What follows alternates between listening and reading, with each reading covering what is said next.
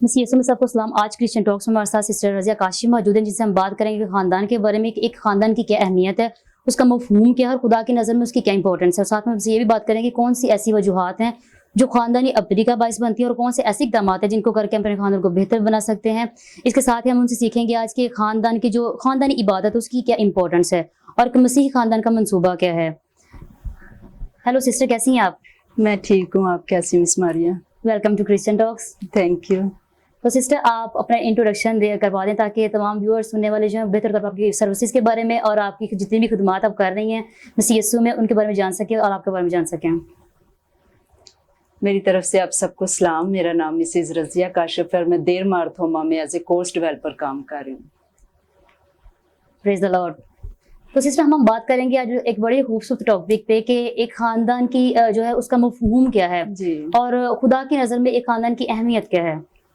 جی ماریہ، سب سے پہلے تو میں آپ کو بتانا چاہوں گی کہ خاندان بہت ہی ایک اہم ادارہ ہے۔ خدا نے خاندان کو خود بنایا ہے۔ جب ایک مرد اور عورت شادی کرتے اور مل کر رہنا شروع کرتے ہیں تو ایک خاندان کا وجود ہوتا ہے، اور پھر اس سے نسلیں پیدا ہوتی ہیں، خاندان بڑھتے ہیں۔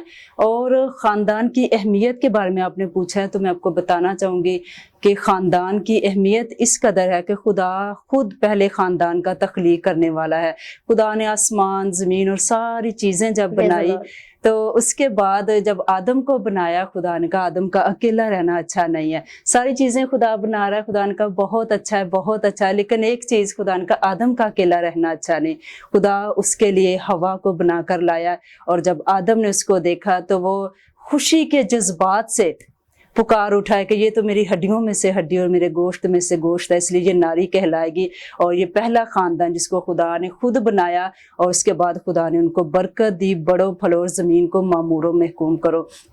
اور نہ صرف یہ کہ خدا نے خاندان بنایا، بلکہ خدا خاندان میں دلچسپی لیتا ہے۔ کلام مقدس میں لکھا ہے خدا ہر روز ٹھنڈے وقت میں آتا، اس خاندان کے ساتھ بات چیت کرتا تھا، فیلوشپ کرتا تھا، جب تک کہ وہ خدا کی حضوری سے نافرمانی کی وجہ سے دور نہیں ہو گئے۔ پریز دی لارڈ۔ وہ خدا کی کمپنی کو انجوائے کرتے تھے۔ Really family is a blessing of God. تو سسٹر بتائیں کہ خاندان میں ابتری کی وجوہات کیا ہیں اور ان کے جو انفلوئنس بچوں پہ کس طرح کے پڑتے ہیں؟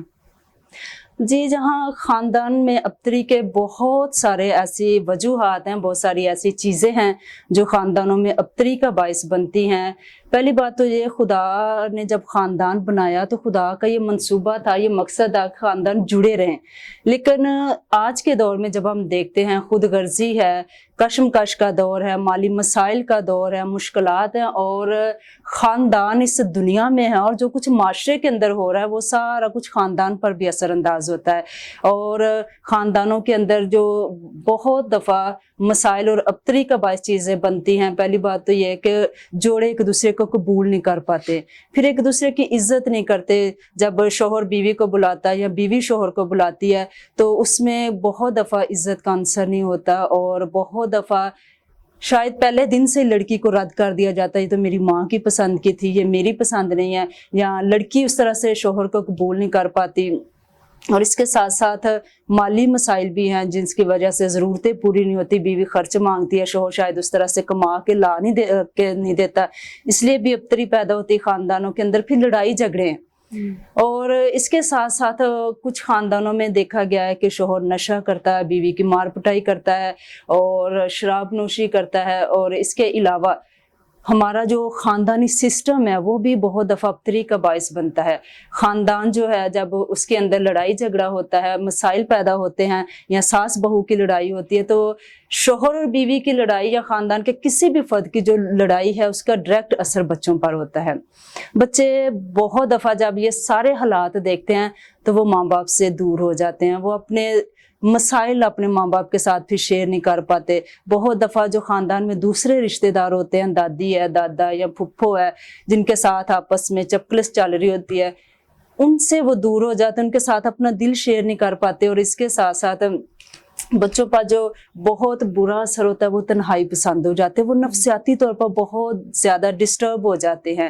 اس لیے بڑا ضروری ہے کہ خاندانوں کے اندر سازگار ماحول رکھا جائے تاکہ بچوں پر منفی اثر پڑے، اور منفی اثر نہ پڑے۔ بالکل سسٹر جی، آپ نے صحیح کہا، انڈرسٹینڈنگ بلڈ کرنا بہت ضروری ہے، اور ود آؤٹ انڈرسٹینڈنگ جب ریلیشنز ہوتے ہیں تو ان میں بہت سے کمپلیکیشن پیدا ہوتے ہیں۔ اویئرنیس بہت ضروری ہے، اور ان ساری چیزوں میں یونٹی ہونا بہت ضروری ہے. ہمیں مسیح یسوع کی بات کو یاد رکھنا چاہیے کہ لو، ایک دوسرے سے محبت رکھو، لو ایچ ادر.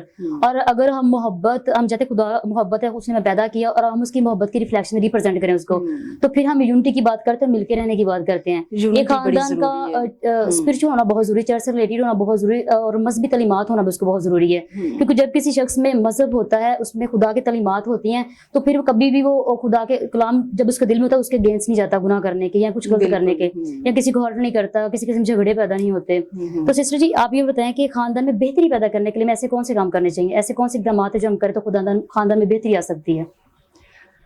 جس طرح سے ہم نے بات چیت کی کہ ابتری کے لیے بھی بہت ساری چیزیں ہیں، ایسے حالات ہیں جو ابتری پیدا کرتی ہیں، اسی طرح خاندان میں بہتری لانے کے لیے بھی ایسی بہت ساری چیزیں ہیں جن پر عمل کیا جائے تو خاندان مثالی خاندان بن سکتے ہیں. تو سب سے پہلی بات تو ہمیں جوڑوں کو یہ سکھانا چاہیے کہ وہ ایک دوسرے کو قبول کریں جیسے بھی ہیں، جس طرح سے بھی خدا نے ان کو جوڑا. جب وہ اپنے ساتھی کو قبول کریں گے تو اس سے بھی بہت سارے مسائل حل ہوں گے. پھر اس کے ساتھ ساتھ رویوں کے اندر تبدیلی آنا بہت ضروری ہے. پھر جیسے آپ محبت اور اتحاد کی بات کر رہی ہیں، خاندانوں کے اندر بہتری کے لیے یہ بہت ضروری ہے، اتحاد ہو اور محبت سے ایک دوسرے کو قبول کیا جائے، محبت کی جائے. پھر برداشت بہت ضروری ہے. بالکل ایسے اب ایک انسان کی کوشش کرنے سے کچھ نہیں ہوتا، ہر انسان کو مل کر کوشش کرنی ہے کہ اس کو مینٹین رکھنا ہے، بیلنس رکھنا ہے. اور فورگیونیس تو ہم میں بہت کم پڑ گئی ہے نا، جیسے مسیح نے کہ ہمیں دوبارہ بنی میں سکھایا کہ معاف کرو تمہیں بھی کیا جائے گا. آج کل بہت ڈیفیکلٹ ہو گیا معاف کرنا. مسیح یسوع جب صلیب پہ تھے تو انہوں نے کہا اے خداوند ان کو معاف کر، یہ نہیں جانتے کہ یہ کیا کرتے ہیں. تو ان کے ساتھ دیکھیں کتنی سیکریفائز ہو رہا ہے، کراس پہ کتنا وہ سفر کر رہے ہیں. لیکن آج ہم ایک چھوٹی سی بات کے لیے کسی کو معاف کرنا نہیں چاہتے. خاندانوں میں اسی لیے تو مسائل ہیں، جب چھوٹی سی کوئی بات ہوئی یا کوئی جھگڑا ہوا تو وہ سال ہر سال چلتا جاتا ہے اور طلاق نوبت طلاق تک پہنچ جاتی ہے. چونکہ معاف نہیں کرتے اس لیے پھر وہ بحال بھی نہیں ہوتے. تو جب تک ہم معاف نہیں کریں گے تو بہتری نہیں آئے گی. پھر ایک دوسرے کی عزت کو ہم نے بحال کرنا ہے کہ دوسرے ہم سے بہتر ہیں، جیسے بائبل مقدس میں بھی لکھا ہے کہ عزت کی روح سے دوسروں کو ہم نے بہتر سمجھنا ہے. تو جب ان ساری چیزوں پر ہم عمل کریں گے، بہتری کی طرف ہم کوشش کریں گے، اقدامات اٹھائیں گے تو ضرور خاندانوں میں بہتری آئے گی. بالکل خدا کا کلام بھی وقتاً وقتاً ہمیں گائیڈ کرتا ہے. پھر ہم چرچ میں جاتے ہیں، خدا کا کلام سنتے ہیں، وہ بھی ہماری رہنمائی کرتا ہے. روح القدس ہماری رہنمائی کرتا ہے. اگر ہم دعائیہ زندگی گزار رہے ہیں تو خدا ہم سے خود بات کرتا ہے. اس میں اس سارے سینیریو میں ایک انسان کا اسپرچل، ایک خاندان کا اسپرچل ہونا بھی بڑا ضروری ہے. جی بالکل، تاکہ وہ اپنے خاندان کو بہتر طور پر گائیڈ کر سکے، لیڈ کر سکے. جو فیملی ہیڈ ہیں، ہسبینڈ وائف سے ہٹ کر بھی ایسے فیملی میں بہت سے ریلیشن ہوتے ہیں جو کہ نہ تو وہ رسپیکٹ پا رہے ہوتے ہیں، نہ ان کی اس طرح سے کیئر کی جا رہی ہوتی ہے، اور نہ ہی جو کہہ سکتے ہیں نا حقوق و فرائض ہے، بالکل وہ ان رسپانسیبل ہیں. بالکل. اور پھر ہم یہ بات کریں گے کہ ایک خاندانی عبادت کی آج کے دور میں کیا اہمیت ہے. جتنی بھی باتیں ہم نے اوپر کی ہیں، خاندان میں ابتری ہے اس میں ہم بحالی لانا چاہتے ہیں، تو ان سب کے لیے جو سب سے ضروری ہے، جیسے رویوں میں تبدیلی یا برداشت اور محبت ہے، تو یہ سارا کچھ لانے کے لیے، یہ ساری چیزیں اپنی زندگیوں میں پیدا کرنے کے لیے خاندانی عبادت بہت ضروری ہے. اور جن خاندانوں کے اندر ہر روز خاندانی عبادت ہوتی ہے، یہ بہت خوبصورت وقت ہوتا ہے جو ہم خاندان کے ساتھ مل کر گزارتے ہیں. اور خاندانی عبادت میں جب بچے بھی شامل ہوتے ہیں تو آپس میں بات چیت کرتے ہیں، ہم خاندانی مسائل بھی مل کے شیئر کرتے ہیں، ہمیں کس کس بات کے لیے دعا کرنی ہے.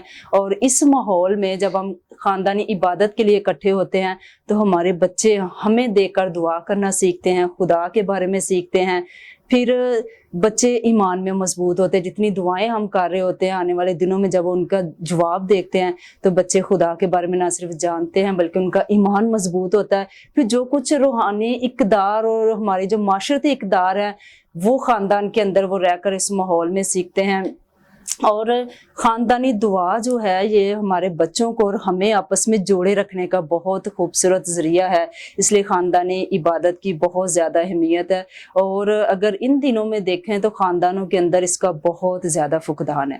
خاندان کے جتنے افراد ہیں سارے موبائل لے کے علیحدہ بیٹھے ہوتے ہیں، آپس میں بات چیت نہیں کر رہے ہوتے ہیں. اور جب بالکل نیند آ جاتی ہے سب کو، پھر وہ چھوٹی سی اینڈ ہو جاتی ہے، چھوٹی سی دعا کرتے اور بس سو جاتے ہیں. لیکن باقاعدہ بیٹھ کر اور ترتیب کے ساتھ خاندانی دعا کرنا یہ مجھے ایک بہت بات یاد ہے اس سے کہ دیکھیں خداوند کہتے ہیں کہ دیکھ میں نے تیری صورت اپنی ہتھیلی پہ کھود رکھی ہے. اور زبور داس میں بڑا طریقہ ہے کہ جو ہے نا خدا کہتا ہے کہ میری آنکھیں جو ہیں وہ تمہیں دیکھتی ہیں، ہر وقت میری پلکیں تمہیں جانچتی ہیں. ہمارا خدا وہ خدا جو 24 گھنٹے نہ سوتا ہے نہ اونگتا ہے، ہماری کیئر کرتا ہے، فکر کرتا ہے اور ہمیں دیکھ رہا ہوتا ہے. اور ہم کیا کرتے ہیں جب ہمارے دن کے 24 گھنٹے کے اینڈ ہو جاتا ہے تب ہم اس کے پاس ہیلو ہائی بائے کرنے کے لیے چلے جاتے ہیں. وہ پریزنس وہ ویلیوبل ٹائم نہیں دے پاتے جو ہمیں دینا چاہیے. کتنا زیادہ ہم خدا کا احترام کرتے ہیں, کتنا جو قیمتی ٹائم ہے وہ خدا کے لیے نکالتے ہیں, اس سے بھی ہمارے بچے سیکھتے ہیں. بالکل ایسے ہی جیسے کہ متی کے انجیل میں لکھا ہے کہ تم خداوند کی بادشاہی کی تلاش کرو تو دنیا کی ہر چیز تمہیں مل جائے گی. جب ہم بادشاہی کی طرف جائیں گے نہیں, اس کو تلاش ہی نہیں کریں گے تو how we can get this. خاندان میں اگر ہم برکت چاہتے ہیں, جگانگت چاہتے ہیں, تو اس کے لیے بڑا ضروری ہے کہ خاندان مل کر دعا کرے. مل کر دعا کریں گے تو مل کر وہ رہنا بھی سیکھیں گے. بالکل آپ نے ایک بات کی, ابھی بچوں پہ کیا اس کے انفلوئنس ہوتے ہیں, کیا امپیکٹ پڑتا ہے جو ایک فیملی کا انوائرمنٹ ہوتا ہے. ایک بک پڑھی تھی میں, اس میں بڑا کہ ایک فیملی تھی, وہ اپنے بچوں کو کہتے تھے کہ ٹیبل پہ کھانا لے کے پلیٹس لے کے اس کو ہائڈ کر دیں اور کیا کہ خدا آپ کو جو ہے نا پرے کریں اور خدا آپ کو کیا کرے گا, فوڈ پرووائڈ کرے گا. وہ ڈیلی ایسے کرتے ہیں. ایک دن ایسا ہوتا ہے کہ وہ فیملی نہیں ہوتی, ان کے پیرنٹس نہیں گھر ہوتے, آؤٹ سائڈ ہوتے ہیں کہیں, بچے اکیلے ہوتے ہیں, وہ ویٹ کر رہے ہوتے ہیں کھانے کو, ان کو بھوک لگتی ہے تو وہ کہتے ہیں کہ جیسے موم ڈیڈ کرتے ہیں ہم بھی پلیٹس رکھتے ہیں, پرے کرتے ہیں گاڈ ہمیں پرووائڈ کریں گے. سیم ہی ویسے کرتے ہیں جب وہ پرے کر رہے ہوتے ہیں تو جب پرے اینڈنگ کرتے ہیں پلیٹس کو اوپن کرتے ہیں اس میں کھانا پڑا ہوتا ہے. یعنی کہ ہم اپنے بچوں کی جو فیتھ کی فاؤنڈیشن رکھتے ہیں یہ پیرنٹس پہ ڈیپینڈ کرتا ہے. جو کچھ ہم ان کو کر کے دکھا رہے ہوتے ہیں. اور روزانہ ایسا نہیں ہوتا تھا, روزانہ تو وہ کھانا اس میں خود رکھتے تھے, جب وہ آنکھیں بند کر کے دعا کر رہے ہوتے کھانا اس میں ڈال دیتے تھے. پھر وہ جس دن اس کے پیرنٹس نہیں ہوتے وہ کہتے ہیں کہ آج کھانا کیسے ملے گا, ہم بھی ویسے ہی کرتے جیسے ہمارے پیرنٹس کرتے ہیں. تو ہمارے بچے ہمارے فالوور ہوتے ہیں, ہم ان کے پہلے ٹیچر بھی ہوتے ہیں. تو سسٹر جی مسیحی خاندان کا مقصد کیا ہے؟ مسیحی خاندان کا مقصد میں ایک اپنے والد کی مثال سے آپ کو بتانا چاہوں گی. جس گاؤں میں ہم جا کر رہنا شروع ہوئے, دوسرے گاؤں سے شفٹ ہو کر, وہاں پر میرے والد صاحب نے جیسے وہ وہاں پر روٹین میں اپنے خاندان کے ساتھ ہر روز خاندانی عبادت کرتے تھے, وہاں پر بھی جا کر انہوں نے اسی طرح عبادت کرنا شروع کی. لیکن وہاں پر جو پہلے سے موجود کرسچن تھے انہوں نے کہا کہ آپ گیت بھی گاتے ہو, آپ کلام پڑھتے, دعا کرتے, جو ارد گرد غیر مسیحی ہیں وہ برا نہ مان جائیں, وہ یہاں پر آپ کو پریشان نہ کریں, ان کو وہ اپنی عبادت کرتے, میں بھی اپنی عبادت کرتا ہوں. تو اس طرح سے اس جگہ پر جا کر جب انہوں نے باقاعدگی کے ساتھ خاندانی عبادت کرنا شروع کی تو ارد گرد کے جتنے لوگ تھے وہ ان کے کردار سے, ان کے چال چلن سے, ان کی اس طرح کی دعائیا زندگی کو, عبادت کو دیکھ کے ان پر بہت پازیٹیو اثر پڑا. ان کا کہ جہاں پر جو پہلے لوگ تھے مسیحی تھے, ہم نے کبھی ان کو اس طرح سے دعا کرتے نہیں دیکھا تھا, اس طرح سے کرسچن عبادت کرتے ہیں. ہمیں تو پتہ ہی نہیں تھا, یہ تو آپ نے یہاں پہ آ کے عبادت کرنا شروع کی تو ہمیں پتہ چلا کہ کرسچن کیسے عبادت کرتے ہیں. مسیحی خاندان کی موجودگی جہاں جہاں بھی ہے وہ دوسرے لوگوں پر اثر انداز ہوتی ہے. اور خدا چونکہ خاندانوں سے محبت کرتا ہے اور ہر ایک خاندان خدا کے نام سے نامزد ہے, اور خدا کا خاندان بنانے کا مقصد ہی یہی ہے کہ ایک تو خدا ترس نسل پیدا اور دوسرا ارد گرد کے لوگوں تک خدا کی بادشاہی پہلے ہمارے خاندانوں کی وجہ سے, اور ہمارے خاندان اس زمین پر خدا کی بادشاہی کی تصویر بنے. ہمارے خاندانوں کے اندر ہمارا رہنا, ہمارا کردار, ہمارا رہنے سہنے کا بول چال اور جو بھی جس طرح سے بھی ہم زندگی گزارتے ہیں, ہماری سوچ یہ ہونی چاہیے کہ جو ارد گرد کے لوگ ہیں وہ ہماری زندگیوں سے, ہمارے خاندان سے خدا کے بارے میں جان سکیں. جی بالکل, آپ کی فادر کی ٹیسٹیمنی سے وہ مجھے ایک آیت یاد آ گئی کہ جب ہماری روشی خدا کو پسند آتی ہے پھر ہمارے دشمن بھی دوست بن جاتے ہیں. جی بالکل, کہ ہمارا کریکٹر, ہمارے جو ایکشنز ہیں بہت میٹر کرتے ہیں. جی اور جب آپ اچھے ہوتے ہیں تو برے لوگ بھی جب آپ وقت کے ساتھ آپ کو ایکسپیرینس کرتے ہیں تو وہ بھی آپ کے فرینڈس بن جاتے ہیں. جی تو بھی میں یہاں پر سارے خاندانوں کو جو سن رہے ہیں ان کو یہی کہنا چاہوں گی کہ اپنے اپنے خاندانوں میں دعائیا مذہبیں قائم کریں, خاندانی عبادت کو اہمیت دیں, خاندان کے ساتھ مل کر, اپنے بچوں کے ساتھ مل کر ہر روز خدا کا کلام نہ صرف پڑھیں بلکہ اپنے بچوں کو سمجھائیں اور عملی مسیحی بننے کی کوشش کریں تاکہ ہمارے خاندانوں کے وسیلہ سے جو آپ کے ارد گرد لوگ ہیں وہ خدا کے بارے میں جان سکیں. شکریہ. Praise the Lord. Nice to have you. Thank you so much.